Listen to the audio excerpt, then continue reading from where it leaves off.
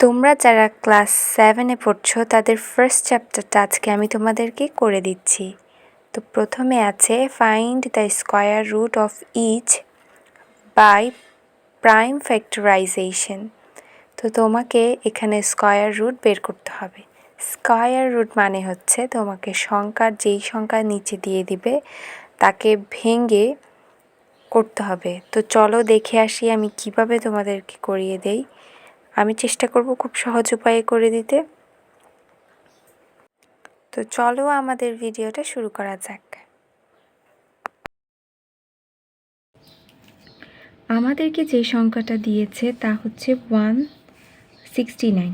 169কে আমি 1 দিয়ে 2 দিয়ে 3 দিয়ে কিছু দিয়ে ভাগ করতে পারি না, কিন্তু আমি যদি 169কে যদি আমি 13 আর 13 গুণ করি তাহলে আমি 169 পাবো। তাহলে 169 সমান 13 × 13। তাহলে তুমি যখন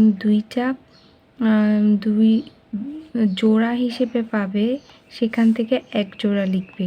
এটাই হচ্ছে তোমার অ্যান্সার। √169 সমান 13 × 13 মানে হচ্ছে √13 হোল স্কয়ার। স্কয়ার আর রুট চলে যায়, থাকে শুধু 13। তাহলে 169কে আমি 13 × 13 অনুসারে ভেঙে লিখব 1 জোড়া 13। 1 জোড়া 13 থেকে তোমার উত্তর হবে শুধুমাত্র একটা 13। যদি এরকম জোড়ায় জোড়ায় পাও, জোড়া থেকে একটা নিবা জাস্ট। ওকে, তোমাদের পরবর্তী সংখ্যা আছে 529।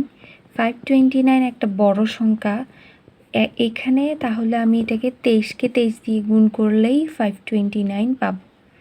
তো তুমি ফার্স্টে 23 × 23 লিখবা, দেখবা 529 পাবা। অথবা 23কে রাফে কী করবা, ভাগ করবা। 23 ভাগ 529 ভাগ করলে দেখবে যে তুমি 23ই পাবা। তাহলে তুমি 23কে 23 দিয়ে গুণ করলে পাচ্ছ 529। তাহলে 529 সমান 23। 23 × 23 আমি কয়টা 23 পেয়েছি? 1 জোড়া 23 পেয়েছি। 1 জোড়া 23টা থেকে আমি কয়টা 23 নিব? শুধুমাত্র একটা। তাহলে আমার অ্যান্সার হবে 23। √529 = 23। অ্যান্সার হচ্ছে আমাদের 23। 529-এর স্কয়ার রুট হবে 23। আশা করি বুঝতে পেরেছ। 1 এই সংখ্যাটাকে আমি যদি ভাগ করি 3 দিয়ে তাহলে আমি পাবো 507। 507কে যদি আমি আবার 3 দিয়ে ভাগ দিই তাহলে আমি পাচ্ছি 169। 169কে যদি আমি 13 দ্বারা ভাগ করি আমি পাচ্ছি 13। তাহলে আমার 3 এসেছে দুটি, 13 এসেছে দুটি। 3 × 3 13 × 13। আমার এখানে 1 জোড়া 3 থেকে আমি একটা 3 নিব, 1 জোড়া 13 থেকে আমি নিব একটা 13। তাহলে এই 1 জোড়া থেকে একটা, এই 1 জোড়া থেকে একটা, এই 2 জোড়া গুণ করলে আমি পাচ্ছি 39। তাহলে √1521 = 39।